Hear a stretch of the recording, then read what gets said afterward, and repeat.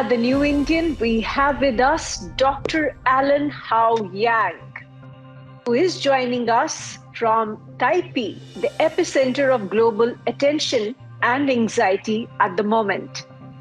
He heads a major think tank called Taiwan-Asia Exchange Foundation based in Taipei.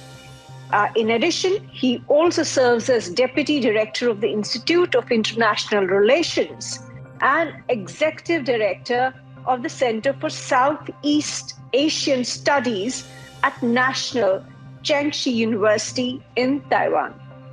Dr. Yang has also been awarded a fellowship from the Department of the State in the United States while he was a visiting professor at University of Florida.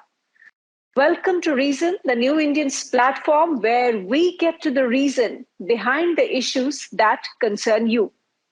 Welcome, Dr. Yang. Hi, good evening, Madam. I'm going to begin this conversation with the most recent development. The US Speaker of the House, Nancy Pelosi, visited Taiwan. This was the first visit of a US House Speaker from the US in the last 25 years. It has triggered a massive crisis. Why did it trigger a crisis between Taiwan and China? During the past week, we find out there were international support to Taiwan, especially the House Speaker of the United States, Madame Pelosi, visited Taipei, including in her Asia trip. That caused military tension between China and Taiwan, and also the subsequent military coercion and exercise sent by the PLA army targeted at Taiwan as well as our neighboring territorial water. And that caused the tension and also the unrest of this peaceful Indo-Pacific maritime domain. And as a Taiwanese national and citizen, we seriously condemn the military coercion imposed by Beijing. But we do encourage that the international society, especially the democratic family, should support the beacon of democracy right in the Indo-Pacific, that is Taiwan. Okay, please explain for our audience that how has Taiwan remained a democracy, and what is the historical relationship between China and Taiwan, and why are China and Taiwan two different political systems and two different political sovereigns? Yeah, there has been a long, intricate history between Taiwan and China.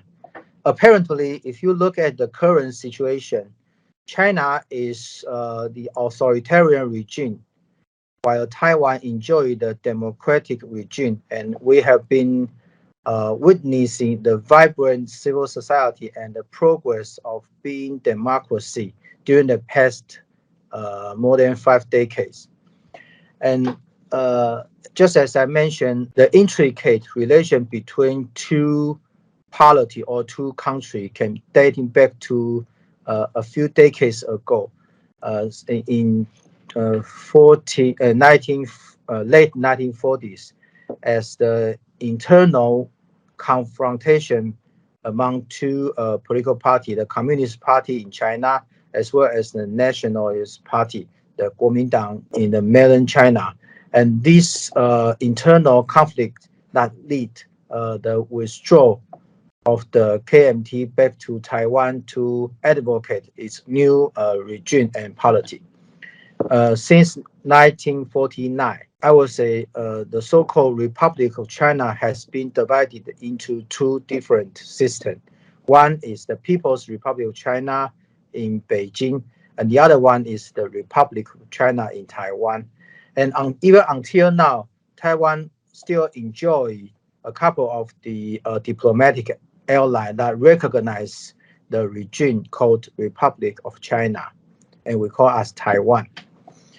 And China, I think the Communist Party ruled the Red China tried its best to grasp Taiwan as a part of its territory, which Taiwanese people and our government try our best to resist. And also, we are self-ruled and self-reliant country instead of being a part of China. During the Cold War, China tried to export its so-called One China policy and to upgrade that into One China principle to force the international community to accept there is only one China. The name of the One China is People's Republic of China. That is the Beijing regime. But explain to me, how did China force the rest of the world to accept one China policy? A lot of countries have time and again said that they do agree with China's one China policy. And in fact, for a very long time, even the US did say that Taiwan and China were actually a one nation. During the past decades, more than 5 decades, uh, as the PRC success the UN seat of the Republic of China in 1970, and Beijing claimed that the PRC not only replaced ROC's UN seat in the Security Council, but also the seat in UN and the membership in UN. And then this replacement also, for them, they believe that include Taiwan as a part of the whole PRC. But instead, the fact is Taiwan is not belong to PRC, but we are a democratic country, while China continue to export its influence overseas. Let me play the devil's advocate here. China says that you were one nation, one people. It was actually the US intervention in 1949-50 that created the division between PRC and ROC. And therefore, this is completely a foreign intervention problem. It's a historical legacy of the internal Chinese civil war between the Communist Party as well as the Nationalist Party, just as I mentioned. So it is nothing to do with the foreign intervention. The truth is, the PRC in Beijing never ruled or never governed this civil society and this country in Taiwan. So it's quite different regarding the political system, the ideology, even the practice of the economic development, totally different. So I don't think, actually, we don't believe that this is caused by the foreign intervention. It is a continuous legacy caused by the internal civil war in China. Taiwan, compared to China, is it's a small island. And China is big. China has a lot of economic military might in the world. It sees itself as a competitor, as a rival to the US. And it has the military strength to actually invade its neighborhood. For example, it did invade Tibet, it occupied Tibet. It has put people in Xinjiang, Muslims in Xinjiang, in concentration camps to rewire them. It also has engaged in a confrontation with India on its two different borders, on the eastern side and the western side as well. So China's, in fact, occupation of South China Sea is also seen as its expansionist and aggressive nature. How do you think China and Taiwan dynamic, where one is so big and so powerful, and the other is a small island. How do you think this dynamic will eventually evolve? Do you think China can invade Taiwan? Yes, Madam, you are right that China during the past decade it exercised its muscle in different territorial tension, including the invasive attempt to disturb the stability of its border shared with the maritime border in South China Sea, as well as the mainland border with India as well, especially in India. So that caused the international attention, and we condemn this kind of military hegemony because they will exercise and prevail their will over other neighboring country, and that is not Taiwan want to see, and we totally play a different role in maintaining the peace and regional stability.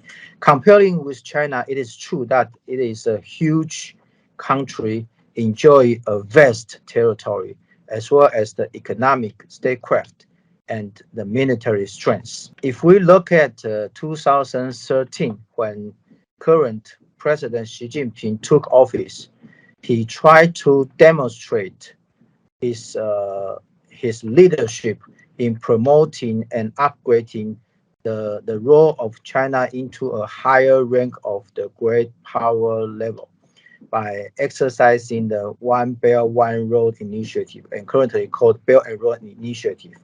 Through the spread of the economic inducement, they try to improve the international image of China, and to I would say to exercise the economic penetrate into their neighboring country and dominate the resources. And as you just mentioned, the South China Sea issue, it is true that the unilateral military coercion has been imposed in this area. Also, China's try to establish the artificial island, 7 artificial islands. Comparing with China's unilateralism, Taiwan owns the only natural island called Taipei Island.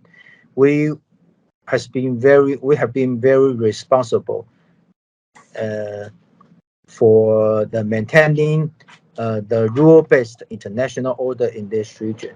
We don't actually extend our territorial ambition in this region, but we try to echo the regional need, especially in the field of the humanitarian relief, as well as the environmental and climate change issue in the maritime But tell domain. me, sorry to interrupt you, but tell me, can Taiwan defend itself against Chinese aggression and invasive, uh, attempts? Can Taiwan defend itself? Comparing with the size, especially the military capability between China and Taiwan, you can witness the very clear differences that China enjoys the overwhelming power that may invade Taiwan. And during the past decade, Taiwanese government as well as our people are try our best to prepare for any confrontation to be happened. We are prepared, but if we look at the number, you can say that Taiwan is quite weak comparing with the military strength. But we try to establish our own national defense capability to deter the interference as well as the influence sent by Beijing's PLA. There is a lot of speculation that Taiwan might end up like Ukraine, because Ukraine being a small country and Russia being a huge country with a lot of economic and military strength, uh, it's like an asymmetrical war going on between those two countries at the moment. And a lot of people are speculating that Taiwan might become a pawn between the US and China rivalry. Do you think Taiwan could become a pawn or could become a collateral damage between the Chinese and the American rivalry? First of all, Taiwan is a small country right in the heart of the Indo-Pacific. And we comparing with Ukraine, we are not Ukraine. Taiwan and Ukraine are totally different. The first of all is we have the Taiwan Strait, the so-called maritime domain, as a very important natural space to deter the military deployment of the military tanks and also the armed forces to attack Taiwan, just as the Russian invasion to Ukraine. So we are quite different. And the second one is Taiwan enjoy the economic strengths as well as our international leadership in providing the semiconductor chip. So that facilitates Taiwan's importance right in the global supply chain. So we can look at the recent call for the reliable supply chain as well as the trust supply chain, signify that the importance of Taiwan and also the democratic country that share the same belief and also value, and also would like to provide to work together for the common interest. So my point is Taiwan is not like Ukraine, and also it will be difficult for the armed force sent by Beijing through the Taiwan Strait. Although we have been disturbed and also being annoyed by the fighter jet by Beijing. I can share with you a number. In 2021, just during the COVID pandemic, we have been threatened and suffered more than 1,000 fighter jets to circulate Taiwan and to invade our ADIZ. So we have been under this threat and also under this nightmare for a long time. And the disaster preparedness and the preparedness for war and for the potential tension that has been embedded in our people's mindset. If this tension escalates, because it seems it is escalating, China is using Taiwan's air and naval space and doing military exercises. Taiwan is also responding, and it seems that there is a tension which is building up. And if this tension prevails and continues, do you think Taiwan's economic strength or economic advantage in semiconductor manufacturing and other technological area, do you think that Taiwan could lead to an unstable situation where businesses might get affected and Taiwan's economy might get hurt? If this situation is getting worse and escalation of these military armed forces, that will cause the international suspicions that if Taiwan is a safe destination for investment. I think it is true. But I would like to share with you that currently we don't want the current situation to be escalated. I would like to share with you 3A as points that I mentioned. As China tried to invade Taiwan, and China currently, after Speaker Pelosi's visit, China exercise its real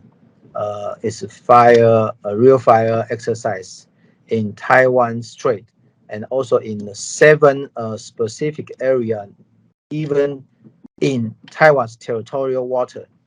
And they want to create this situation and this invasion in our territorial water as the new normal, that they also even try to deny we Taiwanese has our own territorial water. and they want to include our territorial water, including our island, as a part of their territory.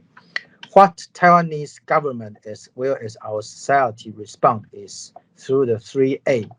The first A is to avoid this new normal become reality. So we don't want China continues to exercise in our territorial water. So the first A is avoiding this new normal to be realized. The second A is to advance the international pressure and international constructive partnership, so that we welcome the joint statement such as released by G7, and also during the ASEAN Plus meeting, the Australia, United States, as well as Japan, they released a trilateral joint communique to show their commitment in this regional stability and peaceful resolution. And we welcome this international commitment to promote and secure a more peaceful and stable region. And the constructive partnership among the neighboring major power as well as the middle power can construct a very important consortium or international pressure over China. So China, that will also increase the transaction cost of China's unitary military coercion or exercise against Taiwan. So that's the second A, advancing the international pressure and also the international partnership. And this 2A means Taiwan will not been provoke the situation, and we will not provoke the situation in the future. And the third A is something more, related to our economic strength, to accelerating the importance of the high-tech capacity, especially the semiconductor chip in the global supply chain. So if we can secure Taiwan's key importance and the key role in the reliable or trust supply chain, that means we will definitely include and also take care of the global profit that caused by this stable supply chain, and Taiwan will be secured. In the forthcoming year, there are around 70% of the advanced semiconductor chip produced by Taiwanese company, especially the TSMC. So to accelerate the Taiwanese technology and economic industrial strength in securing this reliable and also trust supply chain will matter to secure Taiwan's national security and defense. Okay, there is a view that Xi Jinping is actually quite desperate to retain his image as a very powerful leader in China, because there are a lot of people within, in fact, Chinese Communist Party who are unhappy with his way of governance. There are also people who think that Xi Jinping has actually overplayed his hand by being so confrontationist with its neighbors, whether it's India, whether it's Taiwan.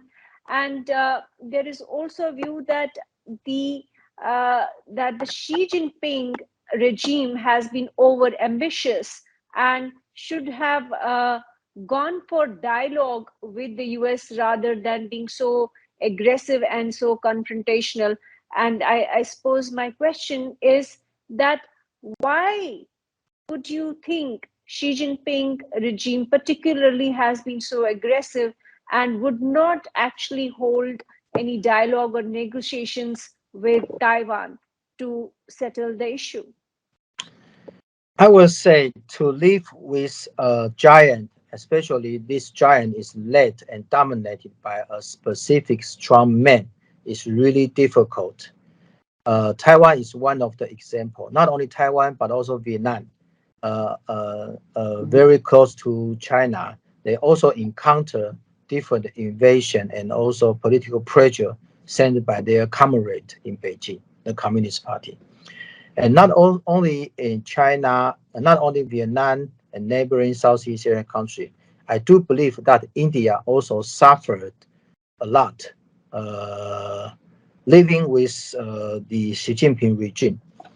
When Xi took power, we can very clearly look at that he tried to accomplish the mission that his father and also his the cohort of his father during the past years cannot achieve. And also his remark, especially some political remark, mentioned again and again the Shan of 100 years ago. That is the Qing dynasty. So that shows, some kind of the so-called Shan of the history that invaded by foreign country. So as Chinese ascendancy and also the rise of China, that will totally change the perception of the international society, as well as to upgrade the role and also leadership of Chinese people and the Chinese polity in the world politics. So that he advocates the so-called new security concept, as well as the Belt and Road Initiative and the Chinese dream, the China dream. Through this mega trend, as well as the policy, the huge policy slogan that demonstrate he want to achieve something quite big, comparing with previous leader in Communist Party. And with this ambitious vision, he tried to consolidate his core concentration and also his political team, and especially his continuous leadership will provide us a stable and a prosperous future for the communist China. And I think this is the current situation and background for the escalation of the cross-strait tension. So you don't foresee any dialogue between Taiwan and Beijing as long as Xi Jinping regime prevails? I will say that Taiwanese government never turn back to China. Our communication and our will to maintain the peace and stability across the strait has been there for many, many years. Even after 2016, when current president, incumbent President Tsai Ing-wen took office, she has been very, very open-minded to any negotiation and dialogue with Chinese government as well as Chinese counterpart. But I will say during the past year, the first term and even currently the second term of President Tsai, Beijing turned back to Taiwan and they shut down all the channel of communication with the ruling party, even the think tank and also the policy circle, policy community between Taiwan and China. So I think that caused a very, very pressing situation that the mistrust and miscommunication will happen since Beijing are not willing to talk to Taiwanese government, and they blame all the ruling party as the pro-Taiwanese independency political faction. And also they try to nominate even some of the NGO in Taiwan. Taiwan set up the first ever democracy promotion foundation called Taiwan Foundation for Democracy. And just last week, this foundation, TFD, has been sanctioned by Chinese government. So I think even this NGO channel, they are not, recognized. So I think that's the main reason. Do you think that closeness to the US is dividing the world again into blocks, the US-led bloc and the China-led bloc? And we all here in Asia are now being pressured because of the Cold War going on between these two superpowers? It's a matter of perception. Not only Taiwan, but also the middle and small power in Asia.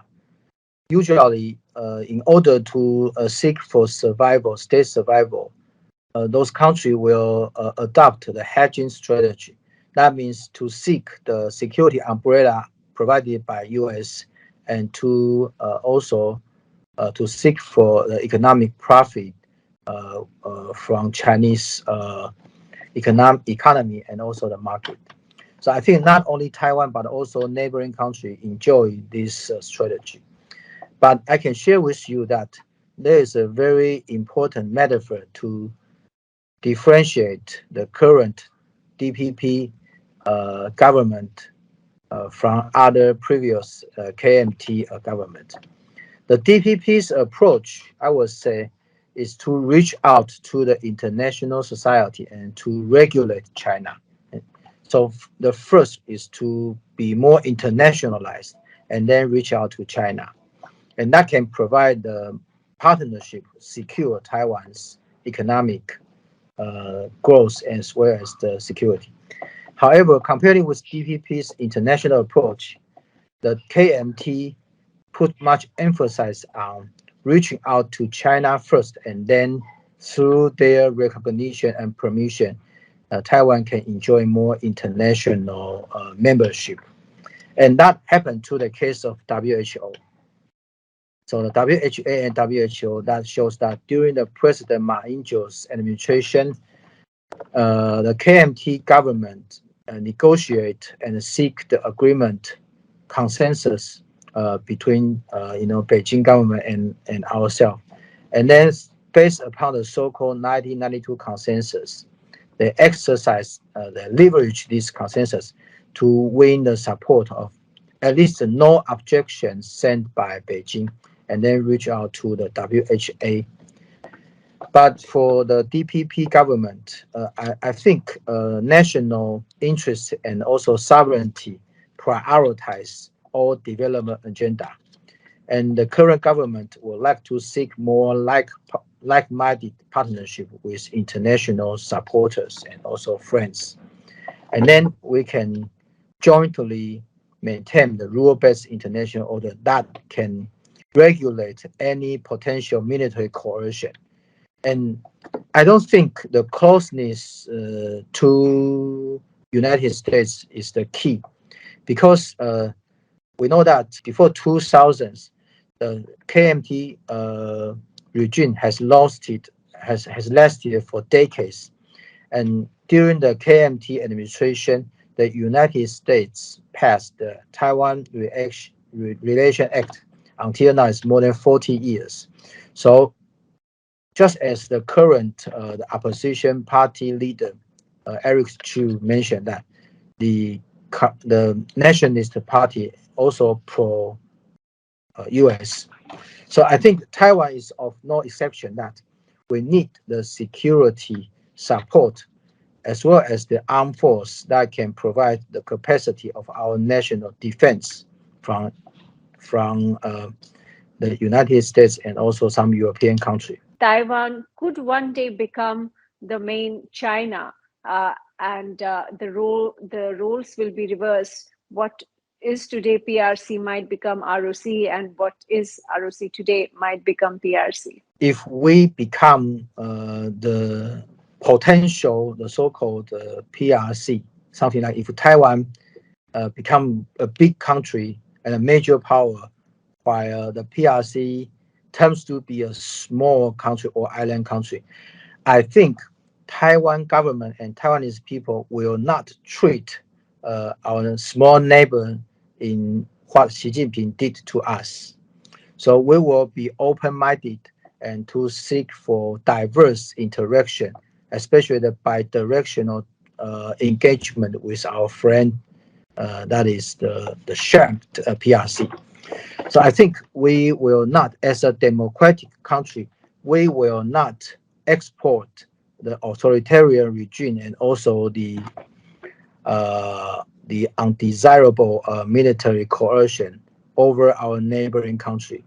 So if we are now in mainland China, we will treat our Indian friends very friendly instead of launch the territorial dispute with our friends in India, as well as in South China Sea issue area.